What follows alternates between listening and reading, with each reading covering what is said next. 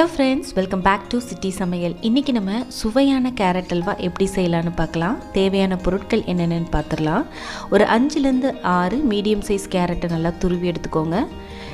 1 cup அளவு சர்க்கரை.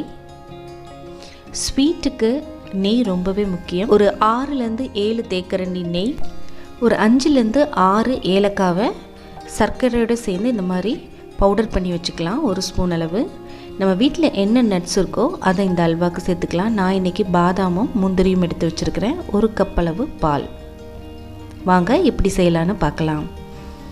ஒரு பேன் வச்சு பேனில் முதல்ல ஒரு 2 ஸ்பூன் அளவு நெய் சேர்த்துக்கலாம்.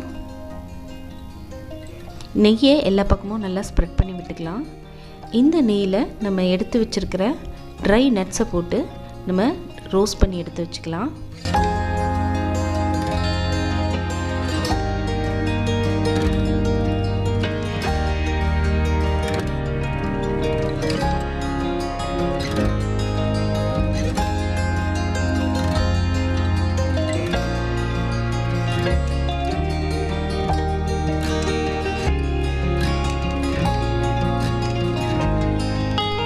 அதே பேன்லேயே நம்ம துருவி வச்சுருக்க கேரட்டையும் சேர்த்துக்கலாம். குழந்தைங்களுக்கு கேரட் ஏன் ரொம்ப பிடிக்கும்னு பார்த்தீங்கன்னா, ஃபர்ஸ்ட் ஆஃப் ஆல் அதோட கலர் தான். நம்ம எவ்வளோ தான் நம்ம பொரியல் கூட்டு அதுமாதிரி எது செஞ்சு கொடுத்தாலும் இந்த மாதிரி ஸ்வீட் ரெசிபீஸை குழந்தைங்க ரொம்பவே விரும்பி சாப்பிடுவாங்க. கேரட் சேர்த்ததுக்கப்புறம் அதை 2 டைம் நல்லா வதக்கி விட்டு அதை மூடி போட்டு ஒரு 2 நிமிஷம் நம்ம லைட்டாக வேக விட்டால் போதும். இப்போ நான் நான்ஸ்டிக்கில் பண்ணுறதுனால எனக்கு தவாவில் ஒட்டவே ஒட்டாது. ஆனால் ஸ்வீட் எல்லாமே இரும்பு பாத்திரத்தில் பண்ணோன்னா டேஸ்ட் ரொம்பவே சூப்பராக இருக்கும். இதில் நான் தண்ணி எதுவுமே ஆட் பண்ணலை. ஸோ 2 டைம் நல்லா வதக்கினதுக்கப்புறம் அதோட பச்சை ராஸ்மெல்லாம் போயிருக்கும். இப்போ நம்ம எடுத்து வச்சுருக்க 1 கப் அளவு பால் சேர்த்துக்கலாம். கேரட் இந்த பாலோடு சேர்ந்து ஒரு நல்ல ஃப்ளேவர் கொடுக்கும்.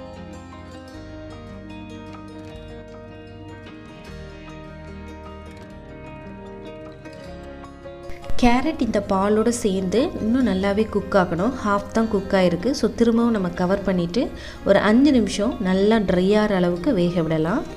இப்போ ஓப்பன் பண்ணி பார்த்திங்கன்னா சைடெல்லாம் நல்லா ட்ரை ஆகி வருது. அந்த பால் கேரட்டும் சேர்ந்து கொஞ்சம் கூட அந்த லிக்விட் கன்சிஸ்டன்சி இல்லாமல் நமக்கு வரணும். இதுக்கடுத்து நம்ம எடுத்து வச்சுருக்க பொடித்த ஏலக்காய் சேர்த்துடலாம். இதை ஃபைனல் ஸ்டேஜ், இந்த ஸ்டேஜில் சேர்க்கும்போது நல்ல ஃப்ளேவர் கிடைக்கும். அப்புறம் தேவையான அளவு சர்க்கரை. இந்த 6 கேரட் நான் இன்றைக்கி துருவி எடுத்ததுக்கு 1 கப் சர்க்கரை கரெக்டான ரேஷியோவாக இருக்கும். இனிப்பு கரெக்டாக இருக்கும். உங்களுக்கு கொஞ்சம் கம்மியாக வேணும்னா நீங்கள் குறைவாக சேர்த்துக்கலாம். சர்க்கரை சேர்த்ததுக்கப்புறம் பார்த்திங்கன்னா சர்க்கரையில் கொஞ்சம் கொஞ்சமாக சர்க்கரை அது மெல்ட் ஆக ஆரம்பிக்கும். ஸோ கொஞ்சம் லிக்விட் கன்சிஸ்டன்சிக்கு நமக்கு கிடைக்கும். இதுக்கப்புறம் நம்ம ஒரு 5 நிமிஷம் அந்த தண்ணியெல்லாம் வத்துற அளவுக்கு அல்வா பதத்துக்கு வர அளவுக்கு நம்ம நல்லா கிண்டிகிட்டே இருக்கலாம். ஸோ நல்லா வெந்துருச்சு நமக்கு கேரட். இந்த ஸ்டேஜில் நம்ம அடுத்து ஒரு 4-5 ஸ்பூன் நெய் இதோடு ஆட் பண்ணிக்கலாம். எந்த ஸ்வீட்டுக்குமே நெய் சேர்த்தா தான் அந்த ஸ்வீட் ஃபுல்ஃபில் ஆகும். அதேமாதிரி தான் இந்த அல்வாவும். நெய் சேர்த்ததுக்கப்புறம் பார்த்திங்கன்னா கேரட் அந்த நெய் பால் எல்லாம் சேர்ந்து ஒரு சூப்பரான ஒரு ஸ்மெல் நமக்கு கிடைக்குது. இப்போ நம்ம நெய்யில் வறுத்து வச்ச நம்மளோட ட்ரை நட்ஸை சேர்த்துக்கலாம். ரொம்பவே டேஸ்டான, பார்க்குறதுக்கு எம்மியான கேரட் அல்வா நமக்கு ரெடி ஆயிடுச்சு.